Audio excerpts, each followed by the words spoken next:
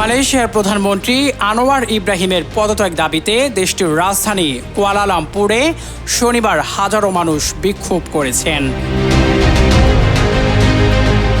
জীবনযাত্রার ব্যয় বৃদ্ধি ও প্রতিশ্রুতি সংস্কার বাস্তবায়নে ব্যর্থতার অভিযোগে এই বিক্ষোভের আয়োজন। সদ্য ১০০ বছরে পা দেওয়া দেশটির সাবেক প্রধানমন্ত্রী মাহাতির মোহাম্মদও বিক্ষোভে অংশ নিয়েছেন। বিক্ষোভকারী প্রায় সবাইকে কালো টি শার্ট ও কপালে ফেট্রি পরতে দেখা গেছে। এতে লেখা ছিল তরুণ আনোয়ার, যার অর্থ হলো সরে দাঁড়াও আনোয়ার।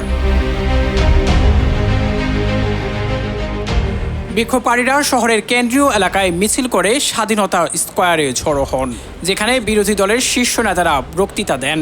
পুলিশের তথ্য মতে বিক্ষোভে প্রায় ১৮,০০০ মানুষ অংশ নিয়েছেন। সংস্কারের প্রতিশ্রুতি দিয়ে ২০২২ সালের নভেম্বরে ক্ষমতায় আসেন আনোয়ার ইব্রাহিম। সরকারের রাজস্ব বাড়াতে তার সরকার সম্প্রতি বিক্রয় ও সেবার উপর কর বাড়িয়েছে এবং ভর্তুকি ঢেলে সাজিয়েছে। জনগণের একাংশের আশঙ্কা, এসব পদক্ষেপের কারণে ভোক্তা পণ্যের দাম আরও বেড়ে যেতে পারে। এনামুল হাসান বাপি, নিউজ 21 ইন্টারন্যাশনাল।